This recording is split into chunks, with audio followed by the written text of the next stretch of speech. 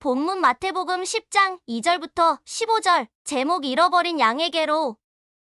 12사도의 이름은 이러하니 베드로라 하는 시몬을 비롯하여 그의 형제 안드레와 세베대의 아들 야고보와 그의 형제 요한, 빌립과 바돌로메, 도마와 세리 마테, 알페오의 아들 야고보와 다데오, 가나나인 시몬 및 가룟, 유다 곧 예수를 판 자라. 12 제자의 명단이에요. 이 12명 중에 3명의 활동만 성서에 기록되어 있고 그나마 1명은 배신했어요. 4분의 1만 성공한 거예요. 우린 4분의 3은 실패할 걸 예상하고 일해야 해요. 하지만 생각을 뒤집으면 75%나 실패한 게 아니라 25%나 성공한 거예요. 특히 4분의 3의 실패 중에 가룟, 유다의 배신은 쓰라려요. 그 어떠한 강한 제국도 내부 분열은 자멸을 초래해요. 종교 지도자들이 6월절 축제 기간에는 예수 제거 계획을 보류했었어요. 하지만 유다의 배신으로 한밤중에 예수를 쉽게 체포했고 사내들인 회의를 불법 투성이로 처리해서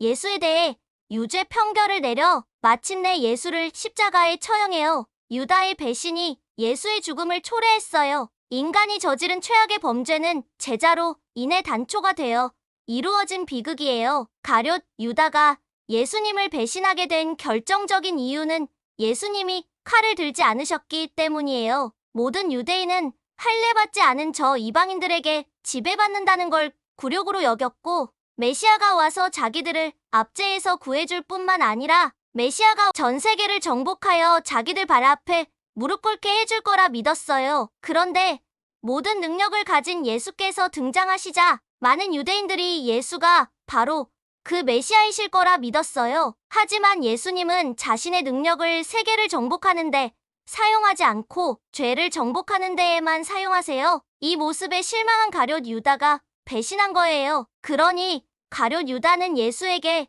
실망한 모든 유대인들을 대표해요. 하지만 괜찮아요. 하나님은 인류 최악의 비극을 구원의 도구로 사용하세요. 그러니 어떤 나쁜 일이 벌어져도 우린 긍정적으로 생각하고 희망할 수 있어요. 오늘 본문에서 예수님은 제자들에게 권능을 주신 후 인턴 실습을 시키세요.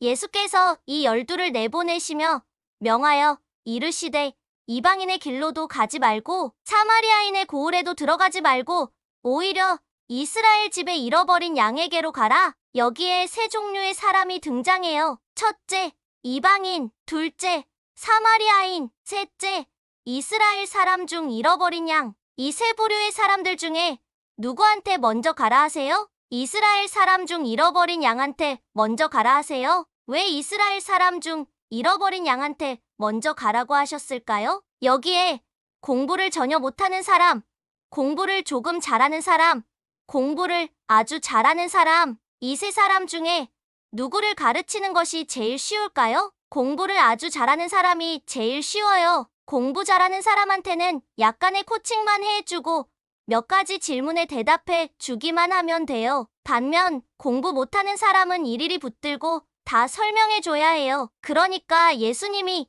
이스라엘 사람 중 잃어버린 양한테 먼저 가라고 하신 이유가 뭐예요? 전도가 가장 쉽기 때문이에요. 전도의 첫 번째 원칙은 쉽게 하라 예요. 전도는 전도하기 쉬운 사람한테 먼저 가는 걸로 시작하는 게 맞아요. 그럼 이스라엘 집에 잃어버린 양은 누구일까요? 유대교에서 희망을 얻지 못한 사람들, 유대교에서 내다버린 사람들이에요. 예를 들어 율법학자들은 병자를 죄인이라 규정했어요. 태어날 때부터 병이 있으면 그 부모 죄 때문에 그런 거고 후천적으로 병이 있으면 자기 죄 때문에 그런 거라 가르쳤어요. 그래서 병자나 장애인은 다 죄인이었어요. 또 문둥병은 저주받은 병이라 믿었어요. 또 귀신 들린 자는 죄 때문에 악령에 씌운 거고 악령의 소유가 된 거라 하나님의 소유가 아니라고 봤어요. 또 세리나 창녀도 죄인이라 봤어요. 그래서 병자, 장애인, 문둥병자, 귀신 들린 자, 세리와 창녀를 다 죄인이라 봤고 멀리하라 가르쳤어요. 즉 유대교가 버린 자들이었어요. 그러나 예수님은 이런 자들에게 먼저 가라 하셨어요. 왜냐?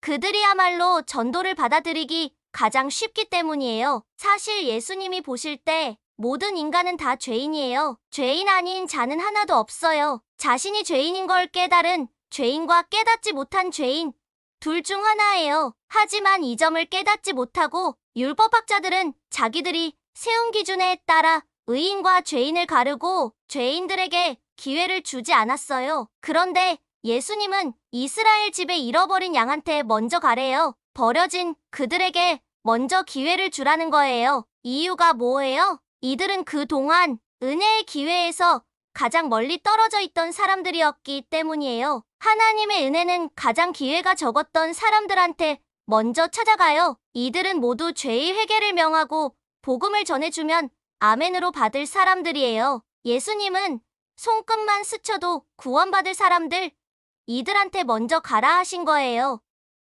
가면서 전파하여 말하되 천국이 가까이 왔다 하고 메시지는 천국이 가까이 왔다예요. 천국이 뭐예요?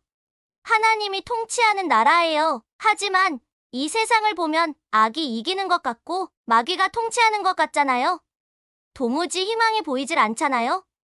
그래서 많은 사람이 절망하고 자살하잖아요. 하지만 천국이 가까이 왔고 우리가 거기에 들어갈 수 있다면 뭐가 문제예요? 우리는 곧 최고의 행복에 도달하는데 천국은 자기 죄를 인정하는 것으로 시작돼요. 모든 죄가 도망가고 없어져 버려요. 죄에 대한 형벌인 죽음도 없어져 버려요. 참 자유와 행복만 남아요. 복음을 믿음으로 천국이 이미 우리 마음속에 들어온 거예요. 예수님은 진리를 알지니 진리가 너희를 자유롭게 하리라 하셨어요.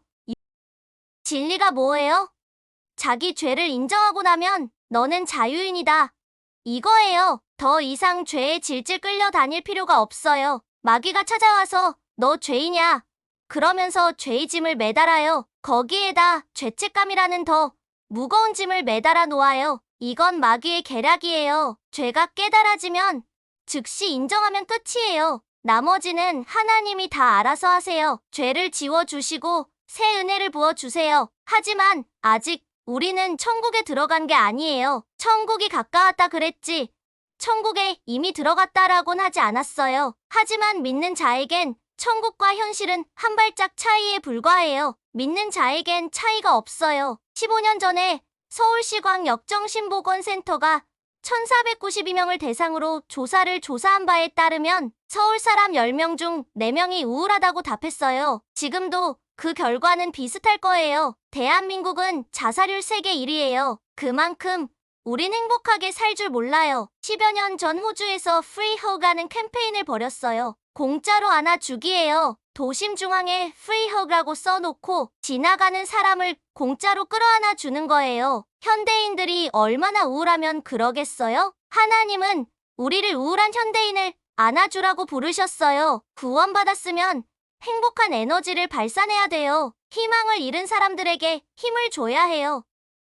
병든 자를 고치며 죽은 자를 살리며 나병한 자를 깨끗하게 하며 귀신을 쫓아내되 너희가 거저받았으니 거저주라. 예전엔 병원이 거의 없었어요. 병든 자는 희망이 많지 않았어요. 죽은 자, 나병한 자, 귀신 들린 자는 희망이 전혀 없었어요. 그런데 이들을 고쳐주래요. 1절에서 주님이 권능을 주셨잖아요. 희망이 적거나 없는 사람들에게 새 삶의 기회를 주래요. 그 비결은 성령의 권능이에요. 그걸 공짜로 받았어요. 그러니 공짜로 그들에게 권능을 베풀래요. 그럼 제자들이 받은 권능을 우리도 받을 수 있나요? 사도행전 2장 38절에 이렇게 되어 있어요. 베드로가 이르되 너희가 회개하여 각각 예수 그리스도의 이름으로 세례를 받고 죄사함을 받으라 그리하면 성령의 선물을 받으리니 그랬어요. 회개는 능력받는 통로예요. 회개하면 하나님은 성령의 선물을 주세요.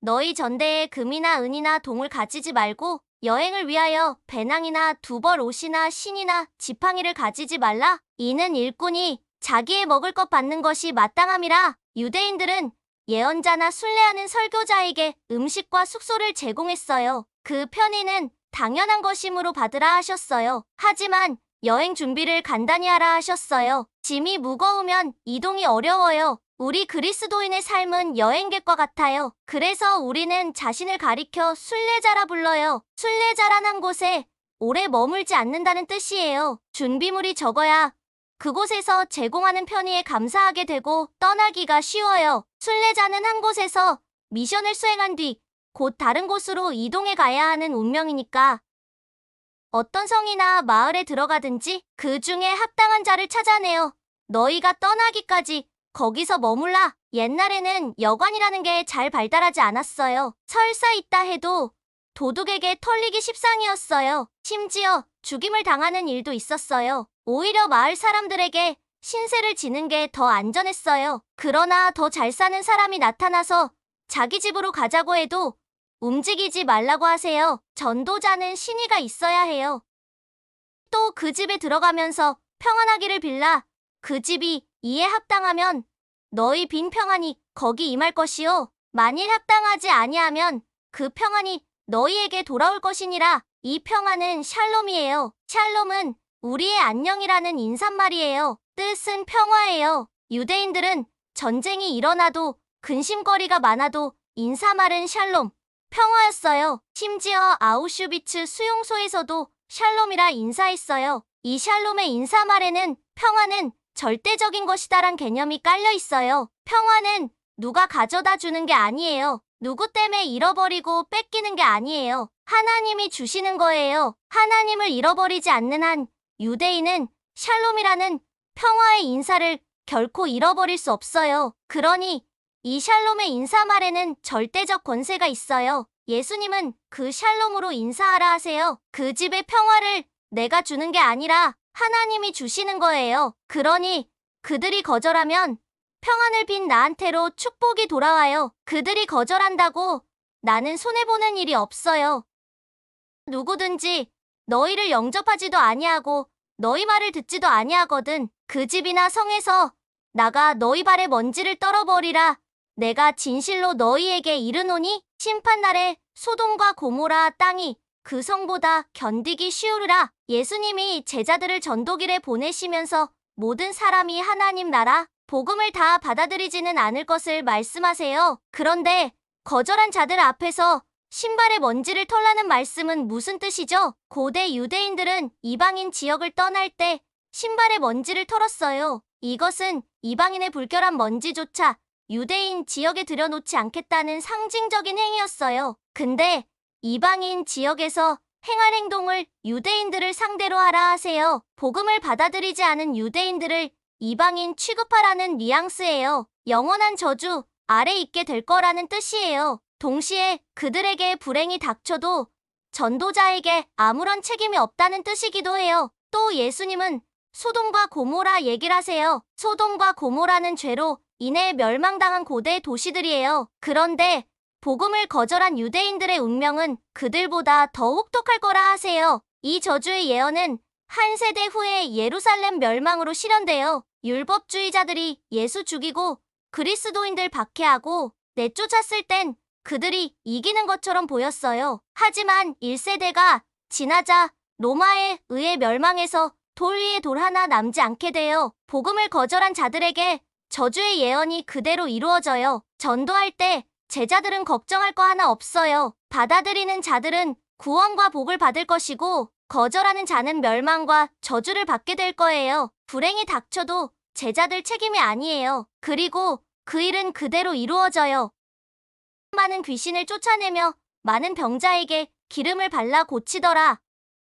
제자들이 나가 각 마을에 두루 다니며 곳곳에 복음을 전하며 병을 고치더라. 마태복음과는 달리 마가복음과 누가복음은 제자들이 전도 실습에서 권능을 행하여 병을 고치고 귀신을 쫓아냈다고 기록하고 있어요. 제자들은 대단한 사람들이 아니에요. 어부들이었고 세리였고 별 볼 일 없는 사람들이었어요. 하지만 그들이 가진 메시지는 복음이었고 구원에 이르는 하나님의 말씀이었어요. 이 말씀을 받는 자에겐 구원과 축복이 즉시 찾아왔어요. 거절하는 자에겐 저주와 불행이 왔어요. 예수님이 하신 말씀대로 이루어졌어요. 하나님은 말씀으로 세상을 창조하셨고 인간이 되어 세상에 오사오르를 구원하셨어요. 말씀은 하나님이요. 그의 능력이에요. 말씀을 믿고 말씀을 전하며 승리 선언하시기를 축복합니다.